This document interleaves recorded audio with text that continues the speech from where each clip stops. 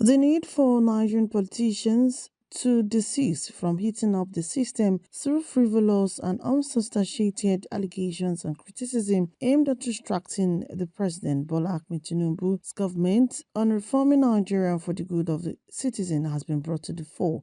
At a joint press conference held in Barcelona Hotel in Abuja on Saturday, themed separating politics from governance, two groups, First Green White Resources and Strategic Communications Center for Defense and Security, has raised concern over media attacks on the group chief executive officer of the NNPCL, Bashir Bayo Ojulari, who is barely 3 months in office, describing those sponsoring the attacks as economic terrorists. Bonaventure Philip Mela, founder of the First Green White Resources, said well meaning Nigerians are aware that President Tinubu's reform are yielding positive reforms and require the support of patriotic citizens to see the positive outcome of the agenda. He added that regrettably that politicians, especially those who are falling out of favor with the establishment, are making statements that are targeted at casting the government in bad light.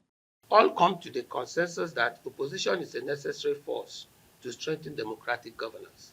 But that is when opposition is done with the intent to bring out the best out of those in government for the good of a greater majority. A situation where government sets up students' loan scheme to help expand academic space and empower children of less privileged members of the society.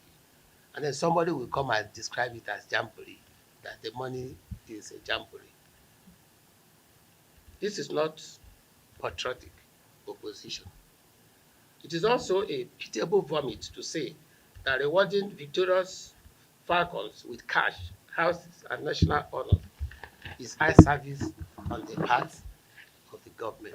He ever warned that casting unnecessary aspersions on NNPCL when there was no reason to do so was a deliberate move to demarket the nation's oil industry and therefore meant to destroy the economy. He said even though rebuilding the economy of Nigeria is a work in process, much has been achieved and mentioned reduction in the price of some essential commodities like rice and petrol, as well as establishment of the Nigerian Studios Loan Scheme, amongst others. Nation, anybody that says Nigeria is useless, if I'm there, I will respond to the person and I will confront the person.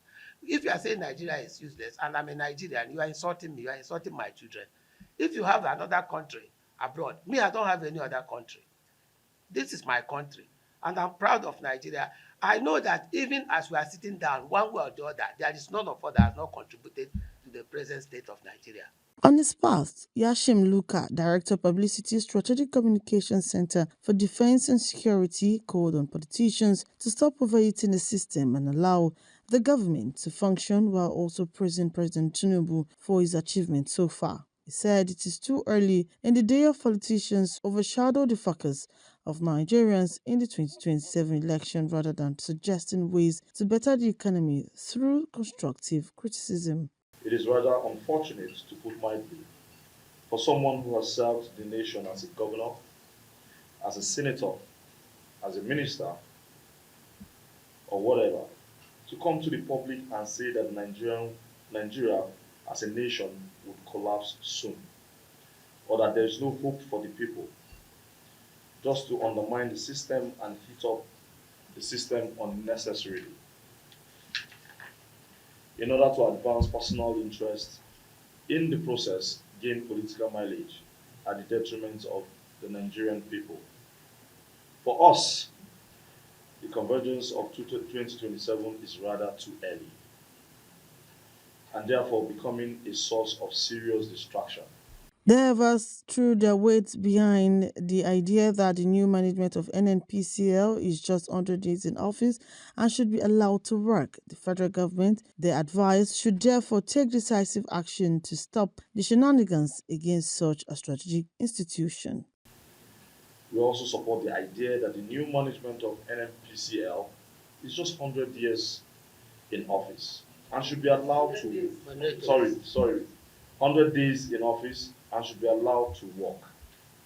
The federal government should therefore take decisive action to stop shenanigans against such a strategic institution like NNPCL, as any threat to the nation's oil industry is a threat against national security, since the sector currently mainstay, since the sector is the current mainstay of our economy.